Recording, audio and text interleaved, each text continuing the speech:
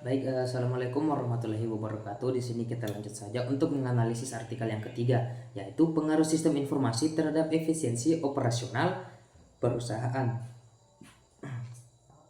Nah, untuk mengidentifikasi masalahnya itu, proses manual yang pertama itu prosesnya masih manual.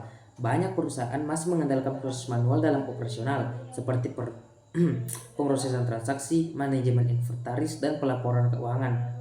Yang kedua, keterbatasan akses data. Kurangnya integrasi sistem informasi menyebabkan kesulitan dalam mengakses data secara cepat dan akurat.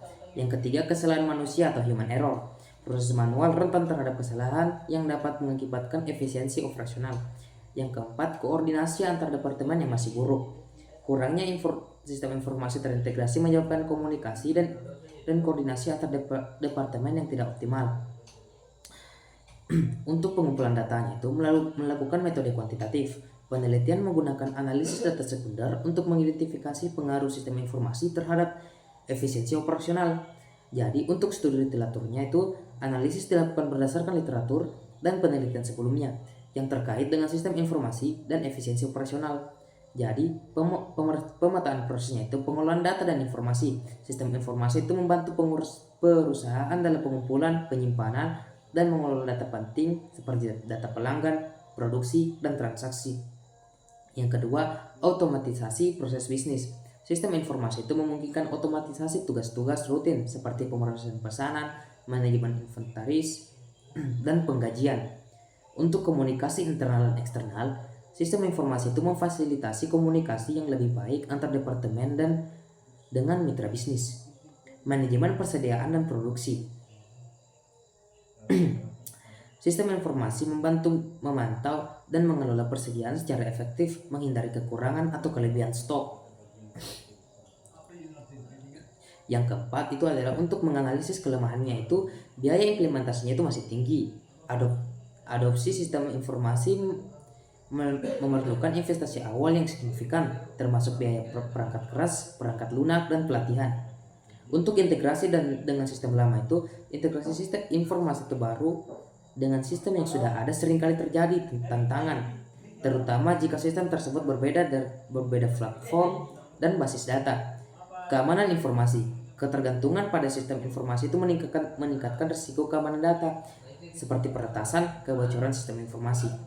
Resistensi terhadap perubahan. Karyawan yang lebih terbiasa pada proses manual mungkin menolak perubahan pada sistem informasi yang lebih otomatis. Jadi, rekomendasi solusinya adalah otomatisasi proses bisnis, seperti mengurangi ketergantungan pada proses manual dengan mengotomatisasi tugas-tugas rutin seperti pemrosesan transaksi dan manajemen inventaris. Integrasi sistem informasi, mengintegrasikan sistem informasi baru dengan sistem yang sudah ada untuk memastikan aliran data yang lancar dan akurat. Pelatihan karyawan, memberikan pelatihan intensif kepada karyawan untuk memastikan mereka dapat menggunakan sistem informasi secara efektif. Manajemen keamanan data, menerapkan langkah-langkah keamanan yang ketat untuk melindungi data perusahaan dari ancaman seperti peretasan dan kebocoran informasi. Implementasi, penerapan sistem informasi itu sering terintegrasi.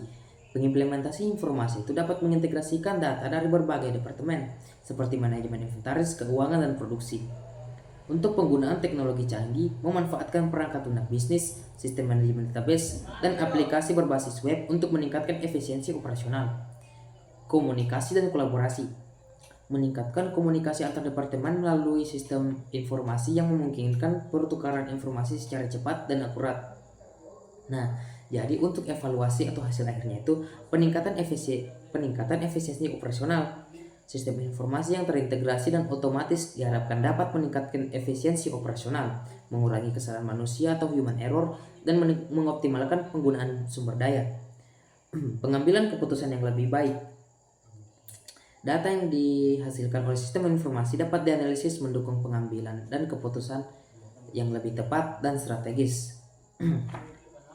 Sistem informasi memungkinkan layanan pelanggan yang lebih responsif.